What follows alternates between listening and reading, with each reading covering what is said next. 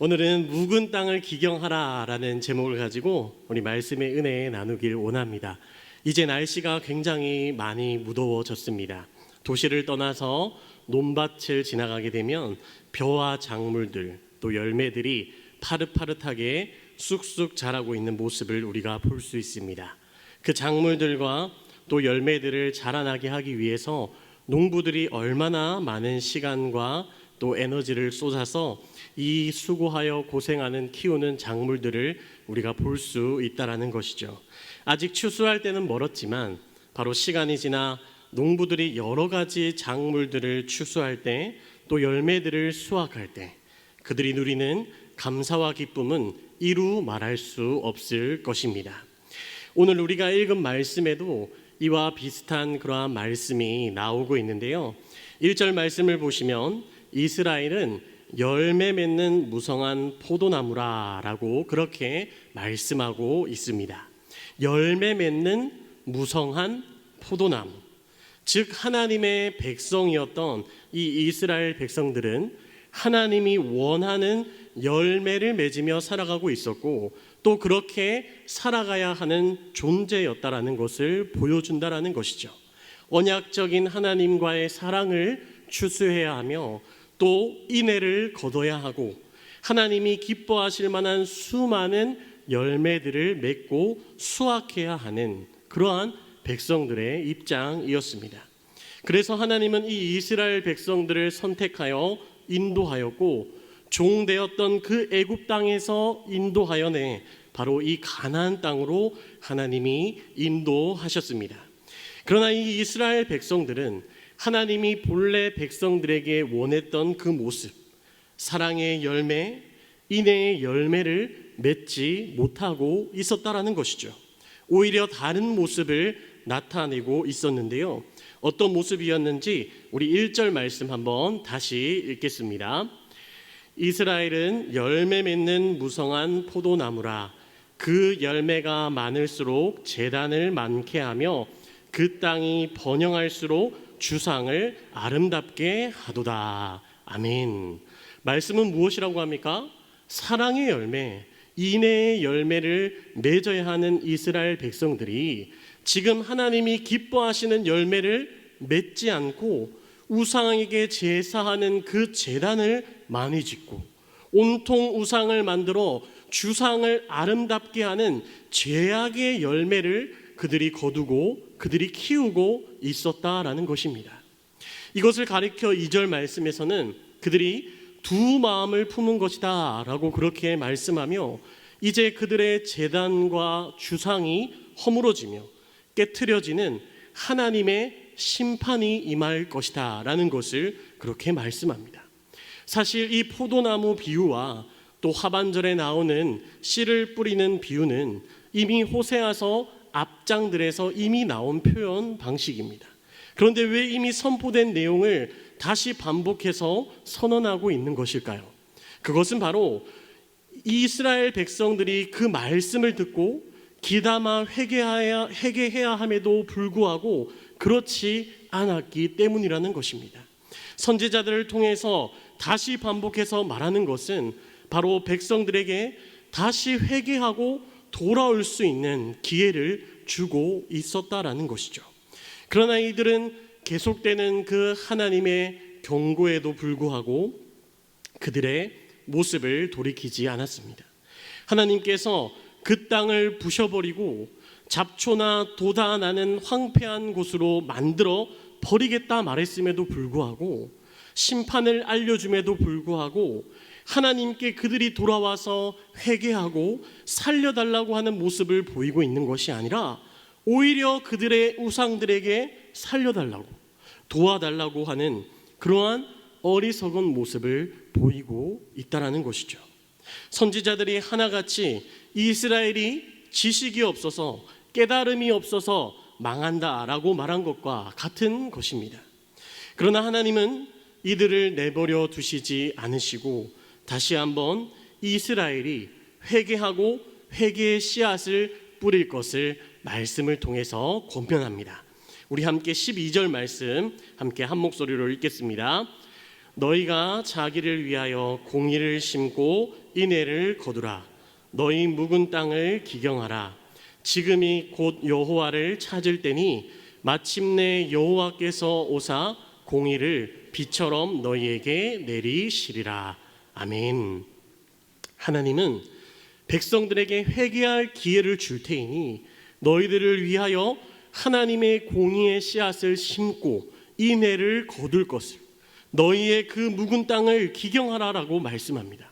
오늘 저는 특별히 이 12절에 나오는 너희 묵은 땅을 기경하라라고 하는 이것을 한번 집중해서 살펴보길 원합니다. 먼저 이 묵은 땅은 과거에 나쁜 땅이 아니라 좋은 땅이었다라는 사실입니다. 이스라엘 백성들을 젖과 꿀이 흐르는 가나안 땅으로 인도하신 하나님, 단순히 땅 자체가 기름지고 양분이 많아서 좋은 것일 수도 있지만 이제는 이른 비와 늦은 비를 너희에게 복을 주시고 또 지켜주시고 함께하여 주시겠다라고 하는 그러한 하나님의 은혜가 임하는 이곳이 바로 좋은 땅이었다라는 것입니다.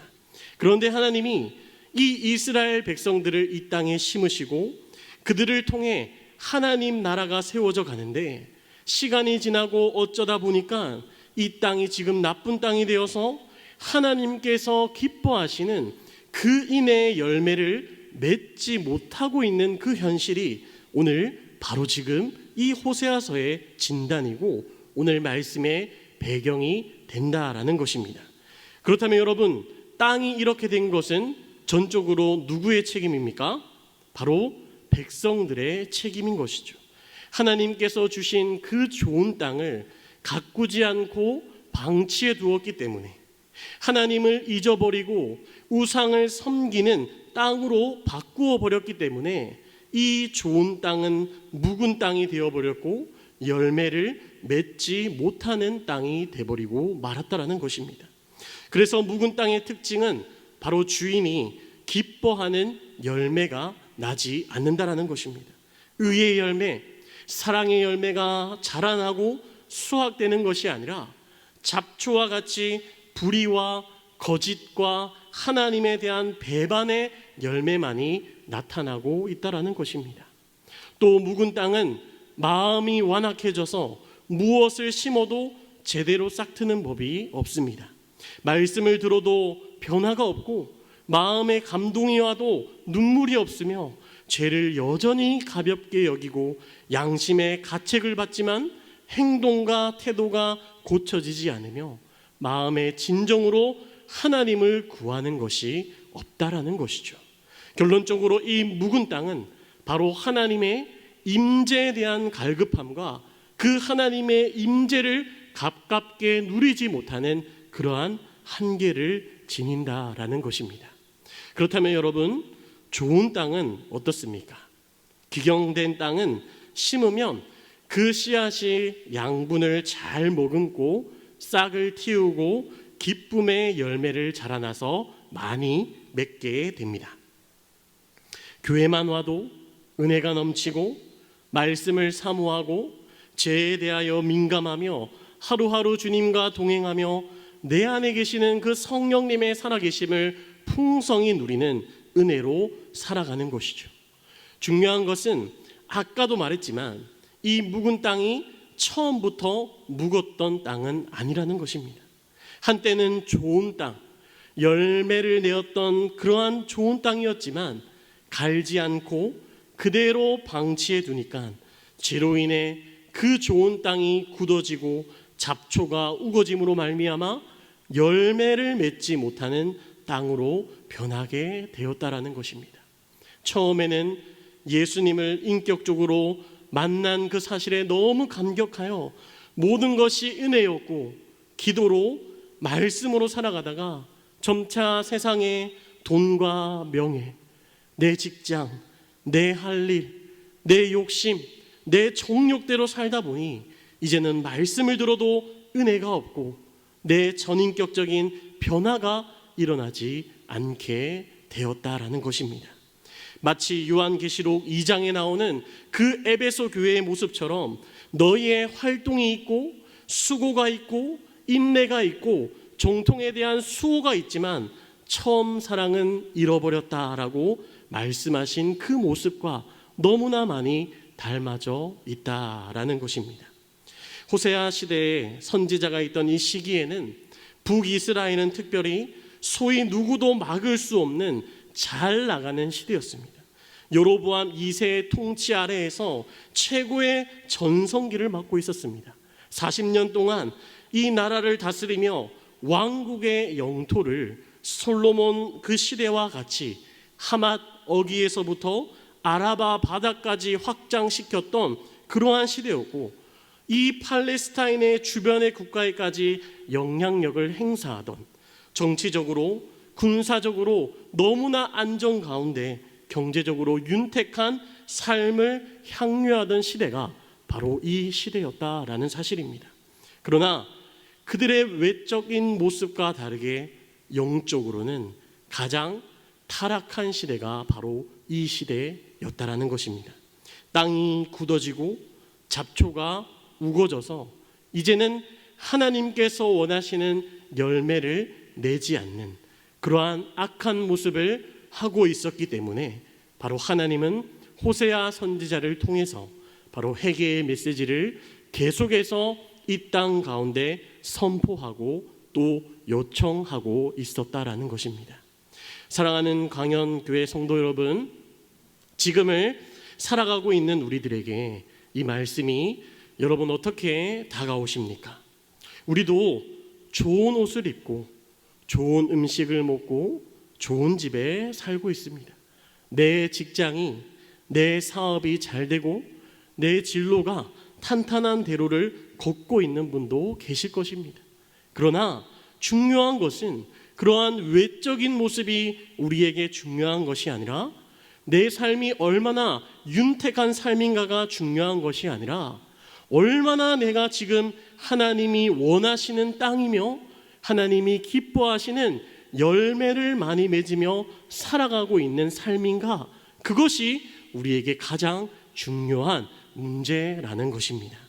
소원하기는 우리도 내 삶이 평탄한 길을 걷고 있는 것처럼 보인다라고 할지라도 항상 내 신앙의 땅이 하나님 앞에서 묵은 땅은 아닌지 늘 나를 점검하시고 늘 하나님이 원하시는 그 기쁨의 열매를 풍성히 맺으며 살아가시는 저와 여러분들이 되시길 간절히 주님의 이름으로 축복합니다.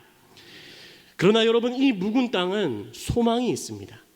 다른 말로 한다면 언제든지 이 땅을 경작하기만 한다면 좋은 땅이 될 수 있고 그로 인해서 좋은 열매를 다시 맺을 수 있다는 것이죠.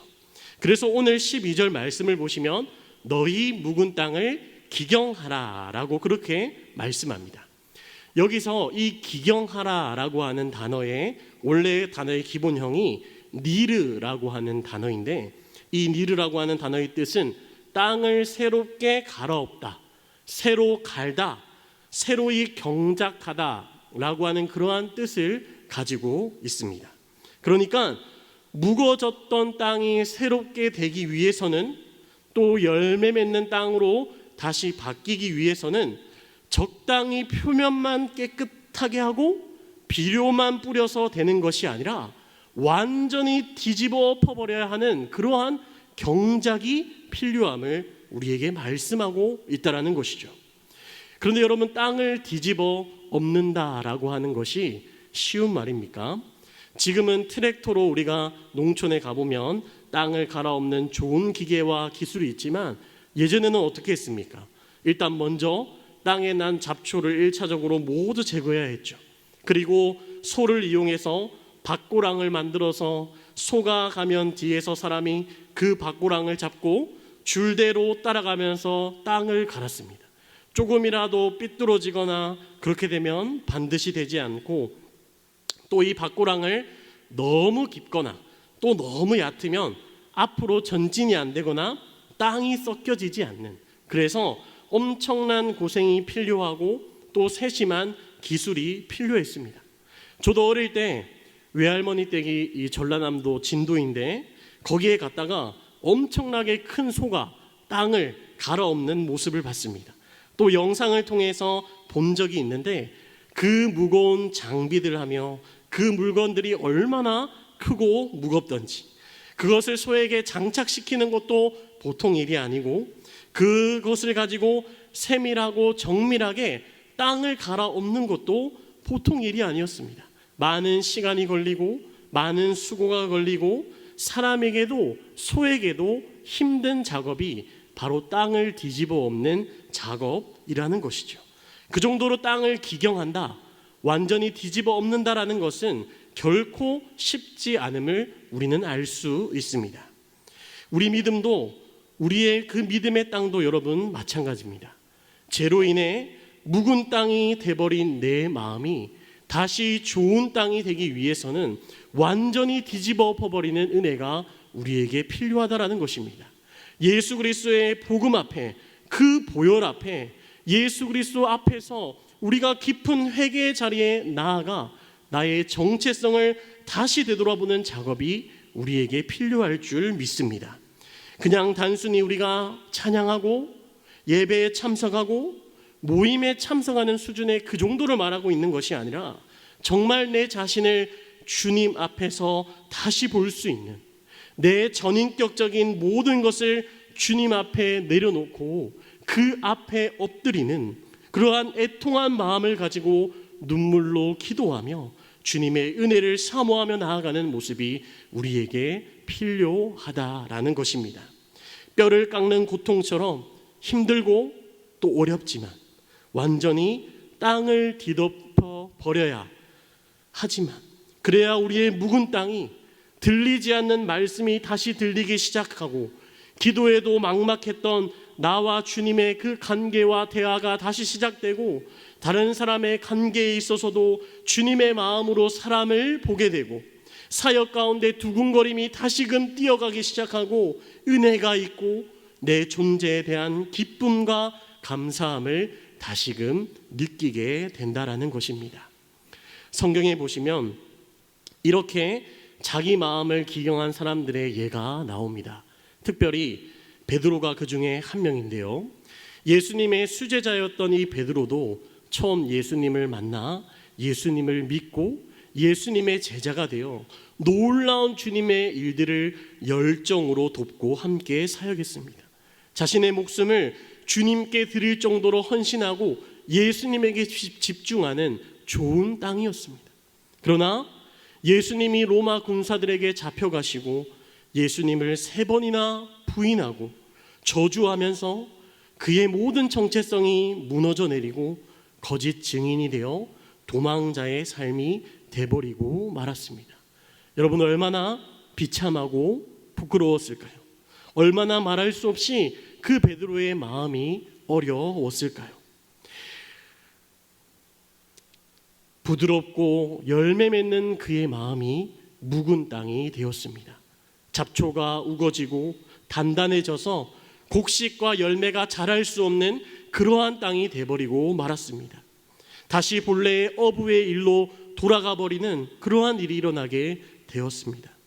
그러나 부활하신 예수님은 이 베드로를 가만히 내버려 두시지 않으시고 다시 그에게 찾아가셔서 베드로에게 3번이나 베드로야, 네가 나를 정말로 사랑하느냐 물으셨고 다시 그 묵어있던 베드로의 마음을 기경해 주시는, 뒤집어 엎어주시는 그러한 놀라운 은혜를 그에게 허락해 주셨습니다.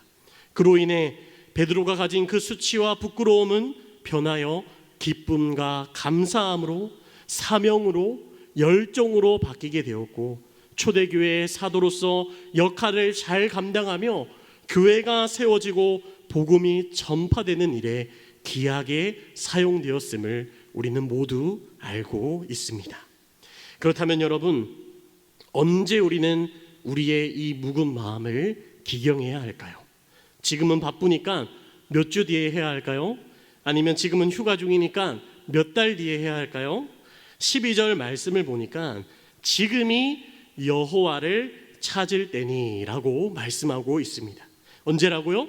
바로 지금이 여호와를 찾을 때라는 것입니다. 이 여기서 지금이라고 하는 이 말은 물리적인 시간을 나타내기보다 항상 우리가 하나님 앞에 있는 그 실존적인 순간, 바로 지금이 회개할 때다라고 하나님은 우리에게 말씀하고 있음을 우리는 이해해야 할 것입니다. 그리고 이 회개의 구체적인 모습은 단순히 주님, 내가 이러한 것을 잘못했습니다, 용서하여 주시옵소서, 이것이 우리의 회개의 실존의 모습이 아니라 바로 오직 여호와 하나님 자체를 구하는 것입니다. 그의 얼굴을 구하고 그의 임재를 구하고 그를 아는 지식을 구하는 것, 그와 깊은 기도의 만남이 있고 그의 마음을 깨닫고 언제나 그분의 생각대로 살아가는 것, 여호와 하나님을 자신의 전 존재를 다해서 찾아가는 것, 이것이 바로 진정한 회개이며 우리가 묵은 땅을 갈아엎는 방법임을 믿습니다. 소원하기는 오늘 말씀을 듣는 우리의 모든 강연교회 성도님들이 정말 예수님을 처음 만나서 느꼈던 그 첫사랑의 감격, 그 감격을 회개의 자리, 기도의 자리에 나가셔서 회복하시고 내 육신은 늙어가나 내 영혼은 더욱 하나님 앞에서 순수해지시는 그러한 열매를 맺는 땅이 되시길 간절히 주님의 이름으로 축복합니다. 그것을 위해서 가장 좋은 방법은 바로 새벽 기도회에 참석하는 것입니다. 가장 첫 시간 주님 앞에 나와서 기도의 저 깊은 곳까지 내려가셔서 나의 존재 자체를 하나님 앞에 고백하고 은혜를 날마다 경험하며 내 마음의 땅을 늘 기경하는 그런 은혜가 우리 가운데 임하길 원합니다. 새벽 예배가 힘드시다면 출근길에 하시고, 출근 시간이 힘드시다면 오전에 시간을 정해서 하나님과 독대하는 시간을 지키시길 바랍니다. 그것이 바로 우리가 늘 하나님 앞에서 묵은 땅이 되지 않고 기뻐하시는 열매 맺는 땅이 될 것입니다. 마지막으로 여러분, 우리의 이 묵은 땅을 언제까지 기경해야 될 것 같습니까? 한번 다시 하나님을 깊이 만나고 나면 한 달 정도는 안 해도 될 것인가요? 아니면 연중 행사처럼 1년에 한 번 정도만 하면 될 것인가요? 우리 12절 말씀 우리 한번 다시 읽겠습니다. 너희가 자기를 위하여 공의를 심고 인애를 거두라. 너희 묵은 땅을 기경하라. 지금이 곧 여호와를 찾을 때니 마침내 여호와께서 오사 공의를 비처럼 너희에게 내리시리라. 아멘. 말씀은 마침내 여호와께서 오사 공의를 비처럼 너희에게 내리실 때까지 계속해서 이 묵은 땅을 기경할 것을 말씀하십니다. 일회성, 단회성으로 끝나는 그러한 이벤트가 아니라, 그러한 신앙이 아니라 늘 우리와 함께 대화하시길 원하시고 교제하시는 그러한 하나님의 마음이 담겨져 있는 것입니다. 주님이 내 마음에 오셔서 함께 하시며 그 은혜의 소낙비를 우리에게 부어주실 때까지, 그것이 내 마음속에 내 인격에 실제가 될 때까지 그 묵은 땅을 기경할 것을, 다른 말로 여호와를 찾을 것을 말씀하고 있다라는 것이죠. 소원하기는 오늘 말씀을 통해 지금 나는 겉만 좋아 보이는 묵은 땅은 아닌지 내 자신은 한번 잘 살펴보시고 주님과의 깊은 교제, 예수 그리스도의 보혈을 의지하여 회개의 깊은 자리까지 나아가 날마다 내 묵은 땅을 주님 앞에서 갈아엎고 주님 오실 때까지 늘 주님과의 그 깊은 교제를 누리며 살아가시는 저와 여러분들이 되시길 간절히 주님의 이름으로 축복합니다.